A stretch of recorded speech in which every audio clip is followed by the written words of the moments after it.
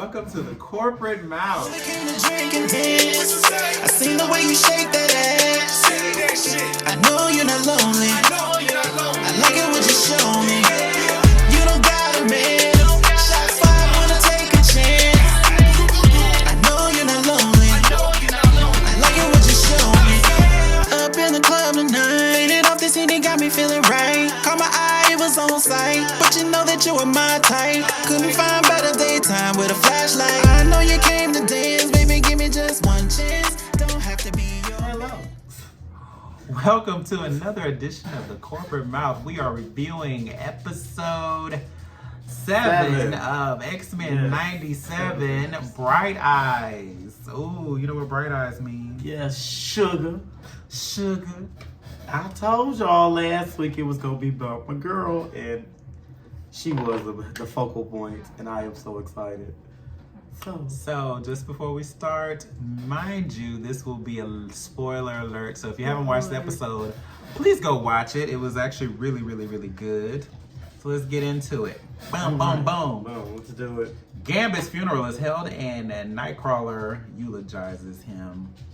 How do you feel about Gambit being gone? I am still like a little torn about how they are killing people. Not they're killing Like people. we've always seen, like in the 90s, we always see like a graveyard or something, but I've never seen people die and then actually get buried. This is like really, it seems so final, and I don't like this.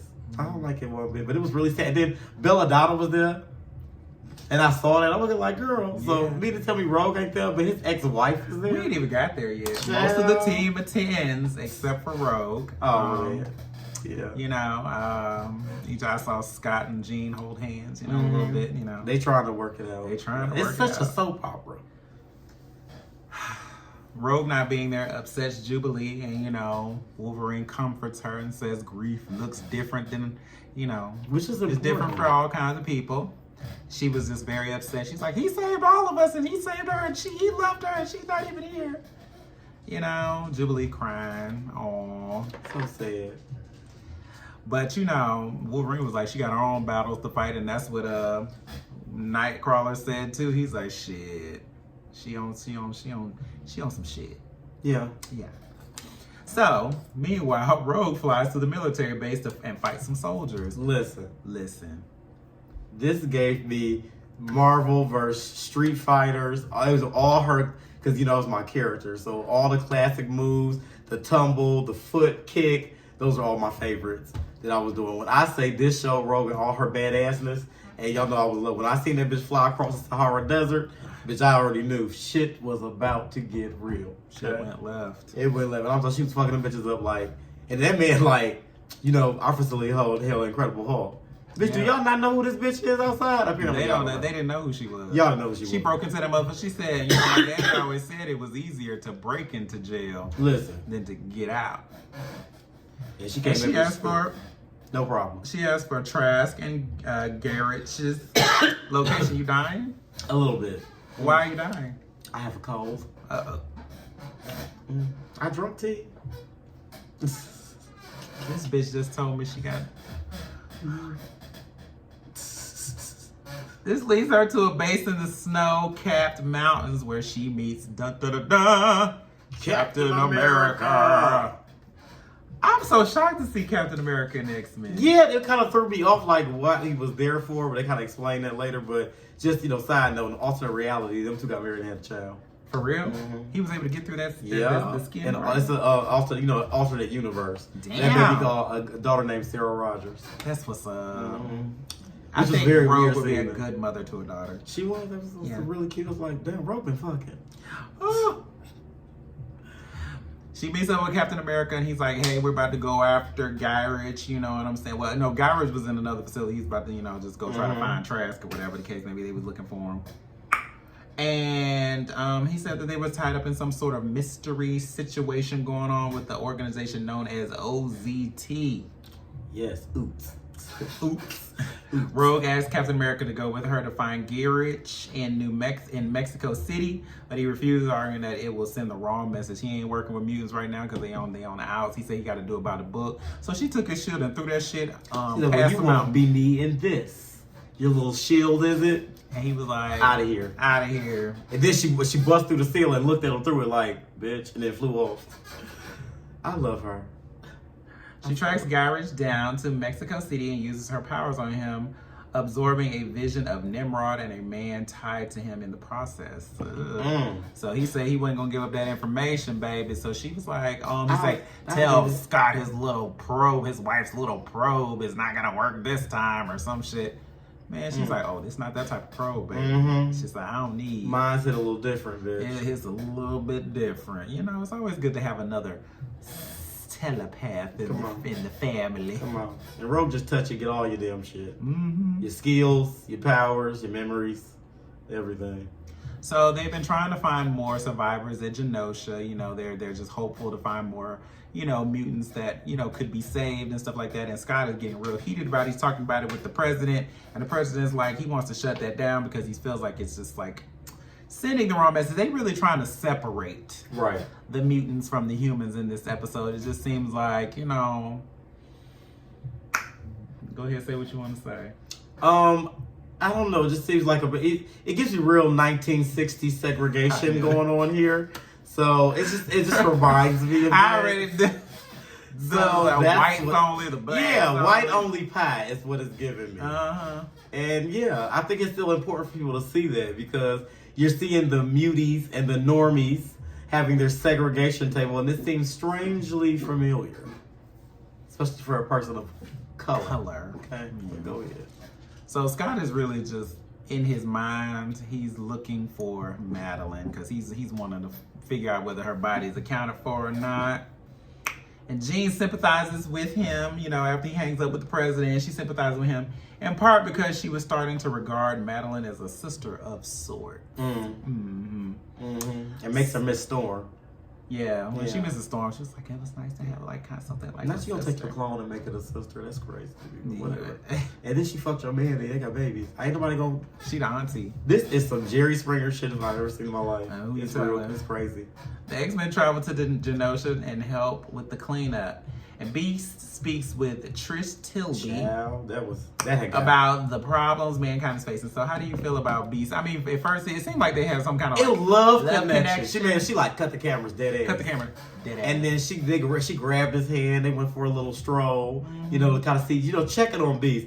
And I honestly don't feel from the scene that she was saying anything wrong. But I think based on the situation, I can understand why Beast was on edge. Like, girl, y'all just trying to tolerate us, and this is the shit we talking about right now. And girl, it was like, maybe if we wasn't trying to get y'all to tolerate get y'all us, approval shit like this all the time. Happen. Yeah, but you know what? Fuck it. I don't want to talk to you, Normie. I don't even talk to you. Not Normie. Just get out of here. Now we're using those terms. Slurs. Normie. I'm okay. Normie. Just get on it. Mutie. Normie. And Trish sitting there like, well, the fuck, what? Now why am I in it? Like, what I do? Just like, I was just born this way. Okay? I'm just here. I'm trying to check on your blue ass. But he's going through something right now. Let him go. Let him go. They are mourning. Like, I'm talking about this place looks horrible. A catastrophe. It's a catastrophe, baby. Jean and Scott search through Genosha's central building to search for survivors and end up finding Emma Frost. Who is conveniently frosty. Yeah, actually, she was diamond out. She's actually frosty. She was able to survive through a new mutation that can activate her diamond form. This was her first time turning diamond in this particular series. Yes, in this series. If you watched any of the reimaginings, and if you read the comic books, and if you watched, you knew X-Men, Wolverine and the X-Men, you said she was. Yeah, she did. Yeah, but I love the line when they found her. They like, she's never done this before. She like, I work well under pressure because pressure makes diamonds. Period. This you could tell somebody gay wrote this. But initially they knew that it was a telepath. They just thought it was Madeline. Scott was hoping that it was Madeline, so he busts out crying over Madeline, and Gina's like, they're there. Your baby mama's dead, and I know you're upset about it. But no, it's Emma, and he has the one on Emma too, but that's not right now. Something about Scott and these telepaths. He had something with Psylocke, Emma, Madeline, Jean. If you could read the future, you could have a piece of Scott. Okay? Child, I think I can see the future. Look, come on. Well, I like my niggas Cause he Cajun. got a little bit of ass. He got some booty on him. No, man. he got some do booty. Why does he got on him. ass? I don't know, but Gambit's still my man. No, Gambit got body. That's still my man. That's a different type of That's my sexy right there. Meanwhile, Jubilee convinces Roberto to tell his parents that he's a mutant, arguing that they deserve to hear it from him directly instead of finding out if he were to Yeah, kill. because what if you was in Genosha, you died? That's Now what you're going to he hear said. from a damn stranger and like, oh yeah. And now you explain, like, what was he doing in Genosha? What happened to him? Like, what there's going to be too many whats. Like, go tell him now. Like, I get Jubilee. She's making sense this time, which is rare. So they went to his mom's house, and he was like, "Will you go with me?" So they went to his mom's house, and he was like, "I'm a mutant," and she was just like, "Okay, Like- well, I knew that." Damn, we got 3 houses that caught on fire. 3 of our luxurious homes. Your yacht. I just think your yacht just blew up out of nowhere. Like, I knew something. I knew you were a mutie. But she, you know, she told him, like the most parents do, we have to keep the gay in. Oh, I mean the mutant in. Okay, yeah, y'all know. Y'all know what that means. Yeah, Our shareholders still frown upon the mutants. yeah, so the mutants. The mutants. Can't let everybody know, but we just accept you for your gay. We accept your you. mutiness. We know about it. I'm a mother. I always know. But guess what? God don't like that, and neither do our shareholders. Come on, period. So we got to see what that gives eventually. Yeah, I'm interested. Trask sends a message to the X-Men, leading them to a building in Madripoor.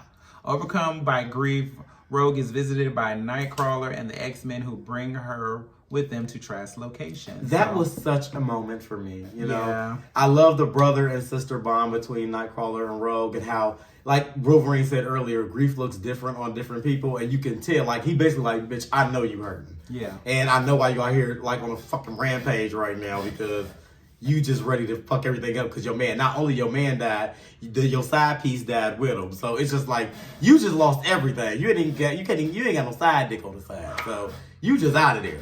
So I understand that. When 2 love of your life die at the same time, yeah, I get that. But when he was like comforting her and then she looked back, she see all the X-Men, and there's like, her eyes get all teary. So I was like, that is so sweet. Yeah, It was such a Jean there moment. to hold her. Too. Yeah, Jean, which is, okay. God. Yeah. I don't think they were that close. Man, I never seen like a moment with Jean and Rogue. That was kind of weird for me. I'm looking like, girl, do y'all talk? They bring her to Trask's location. The building reveals a secret lab containing extremely advanced Sentinel prototypes. They see Trask about to throw himself off of a building because he is worried the future of the Sentinel program will cause destruction even worse than Genosha. What do you think Child, about I'm him just- crying about? I don't have no sympathy for him because Trask now he's here with this. Oh my god, and they're using my technology. What the fuck did you think the Sentinels was doing in the first place? So they're gonna take it, remix it, and to put them bitches on death ray, as we saw in episode 5. You're right. Like, girl, jump off that cliff, child. Rogue nearly stops him, grabs him by the scruff of his Shit, coat, I wouldn't have. and asked him, about, how to help get the Yeah. get the You real bad started it, people. You so- started, help us find out who the motherfuckers is. He But said, now I you don't don't know know nothing. Now you don't know nothing. He said, what did he say? I ain't got. He said, I ain't don't know. I don't have anything. I don't have anything. But you done made these Sentinel technology, but now you ain't got nothing? You ain't got nothing. Cute. So she drops his ass. Period.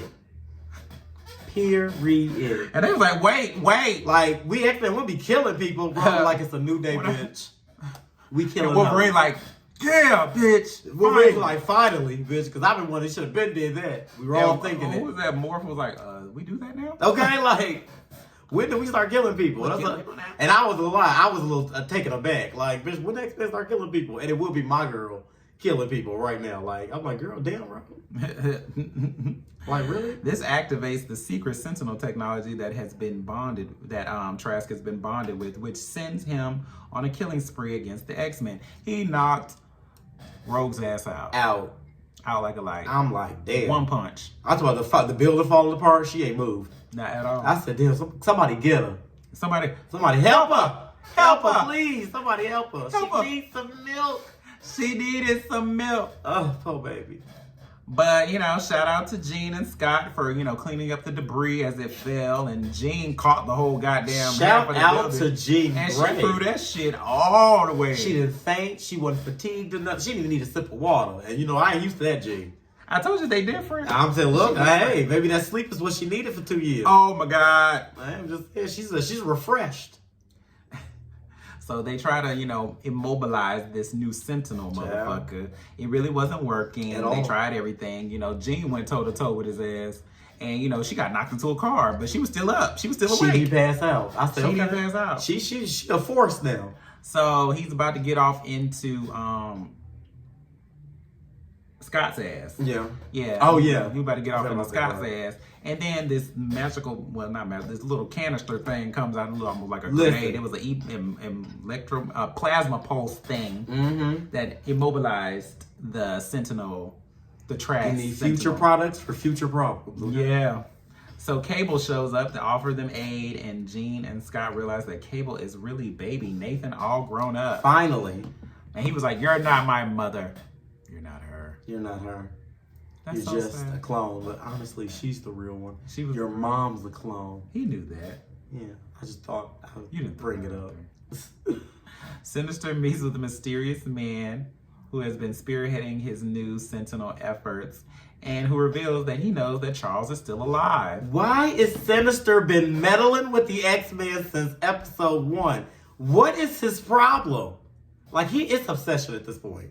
Sinister been showing his little ugly head since the very fucking beginning. I'm confused. I just don't understand what does he want? Side note, Guy Rich was killed by this mysterious man that Sinister was talking to in the bed because he was just like, "Bitch, you almost gave away my plans. Come on. So you got to die. Period. Got to die." Killed him. The man then travels to, they find out that Charles is alive, and he promises to help vanquish the X-Men once and for all. He's like, these motherfuckers. They tired of them. This of man is X-Men. tired of him. The man then travels to a vacant barbershop where he's holding a very alive Magneto. Magneto's still in the game. Like, who knew? Who's being restrained with a power dampening collar. So he has on one of those mutant collars. Mm-hmm. This man is Bastion, and he taunts him by using a metal razor to shave Magneto's face. And then we're at the end. And so that's the end of Bright Eyes. For the next part to be this 3-parter that's coming up, Magneto's still been in the game. Storm with her powers back. And I just want to know where the hell she been at. Because, girl, your powers came back last episode. You got your new bust down. You got your new little, your 1980s little collar and little head tiara on. You in this forest just humping on goddamn Forge. And the X-Men get their ass whooped. Girl, come on. Like, bring a thunderstorm or tornado or something. What is happening? I think the shit just happened like a day ago, and she just found out. Well, It she was like- once. Well, the lightning honestly, came, let me tell you she almost something. came running. Let me tell you something, because they just put together a funeral and everything. So I don't know how quickly they put that together, Yeah. because it takes a couple of days to put it. But then she watched on last season episode, she watched it on the news. So, but you ain't go? You still got your legs open for that man. Girl, let her get her. you trying to get your coochie licked on. trying to get her coochie stretched. Trying to get a coochie stretched. Letting a coochie breathe. And here we are, we getting killed. And our ass is handed to us. And what you doing? Bend that ass over, let that coochie breathe. Like, what's happening? Well, so I'm assuming with the powers of you got Magneto and Storm, 2 Omega level mutants that we desperately need, I think it's going to be in for a treat. Look at the fact that Charles Xavier knows the Gamma's dead. He's on his way back. We about to have an epic showdown. And I know they hinted a lot on this last episode to the Shi'ar. So you already know you finna get Gladiator, you finna get an epic battle, Deathbird, you finna get a lot. That Milky Way ghetto still takes me out, but The Milky, she said, "You want us to Oh live in my your God. Milky Way ghetto?" not the ghetto. It was so funny. Leave. But I'm assuming this is my predictions for next week. We have a 3-parter. I think that it's somewhere, if we don't get Gambit back this season, I know we're probably going to get him back season 2, but I don't think we're going to get him back in the form that I think everybody's expecting. I think, because if you watch the intro, like I've been watching, looking for the little Easter eggs in there, I seen Apocalypse in there. And y'all know, Sinister resurrects Gambit, gives him to Apocalypse, and Apocalypse makes him one of his horsemen called Death. So I think we're going to get him back, but not in the form that we think we are, but I think he will be back, and I think it's going to be season 2.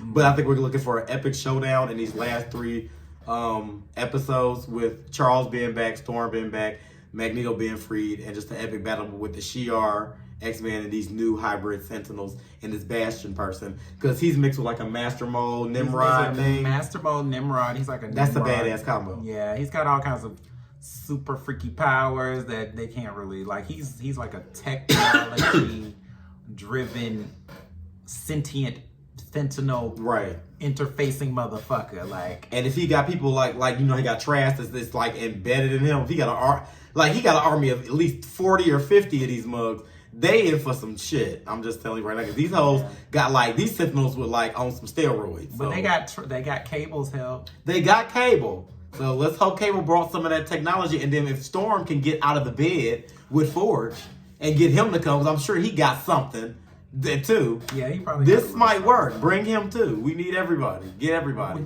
Call the troops. Call the Listen, corner. and then Genosha Hill. Y'all got a lot of y'all classic Did you say X-Men like. Genosha? Ain't that what it is? It's Genosha. Oh, yeah, that place. They got the classic X-Men like Dazzler and them on it. Like, grab. Dazzler can't do shit, but Look, she a classic X-Men. Go get her. With Bobby, go get Bobby. And what Archangel at? Come on, I need everybody. Colossus, everybody. Kitty Pryde, where she at? I need everybody. No. I'm just saying, I need everybody here. No. Come on. Well, thank Go get y'all Mystique for- too, since y'all want to make an X-Men so bad.